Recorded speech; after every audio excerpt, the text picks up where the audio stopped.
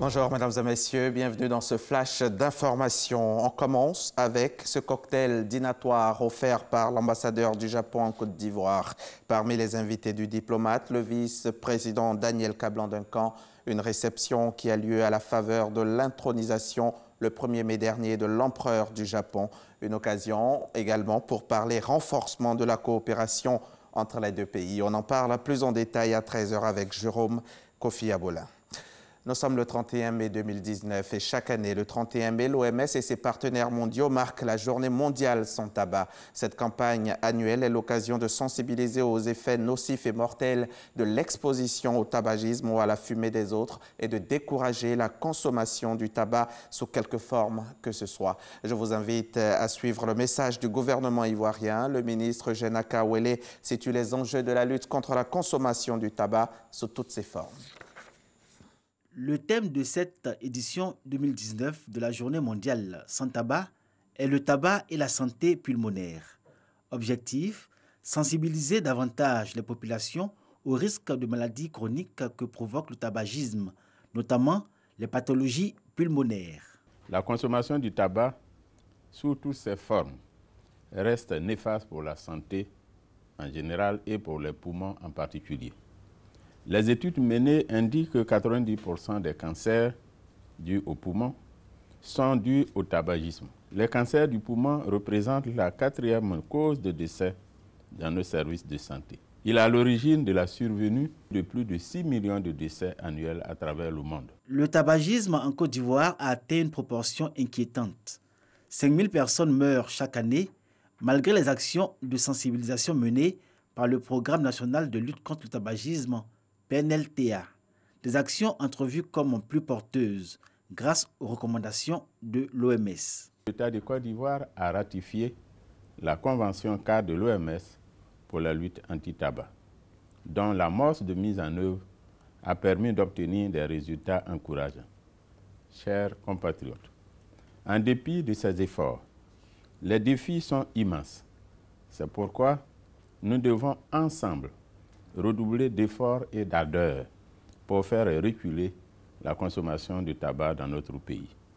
Nous avons le devoir et la responsabilité de protéger notre santé, en particulier celle de notre jeunesse, qui constitue un maillon essentiel dans la perspective du développement économique et social de la Côte d'Ivoire.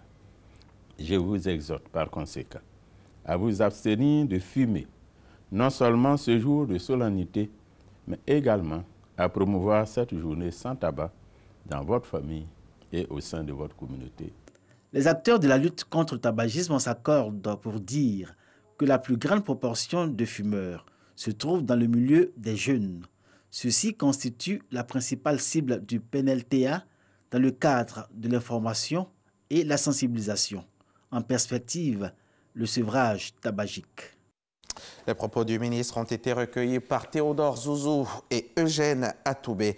L'autisme, ou plus généralement les troubles du spectre de l'autisme, est un trouble du développement humain caractérisé par des difficultés de l'apprentissage social et de la communication avec des comportements stéréotypés.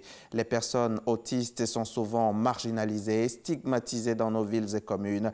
Les ONG de protection des droits des enfants et des parents d'autistes se sont engagés dans la sensibilisation contre leur stigmatisation. On retrouvera Éric Goré dans le 13h pour nous en parler.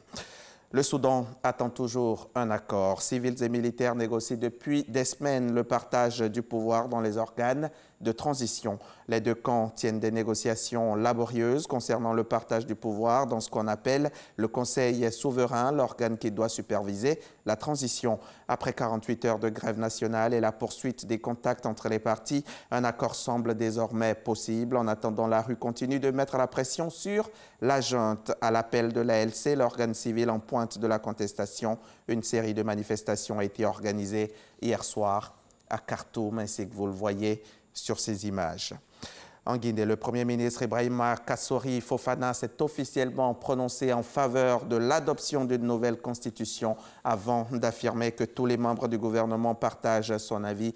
Le Premier ministre s'est également exprimé sur la démission de Maître Cheikh Sako, le garde des Sceaux, rendu public 48 heures plus tôt et justifié par son opposition à tout changement constitutionnel, affirmant qu'il a pris acte avant de s'étonner des motifs invoqués par le ministre de la Justice. On va terminer. Donald Trump menace de taxer tous les produits mexicains de 5% à partir du 10 juin prochain si le pays ne fait rien pour bloquer le flux de migrants qui tentent de passer aux États-Unis.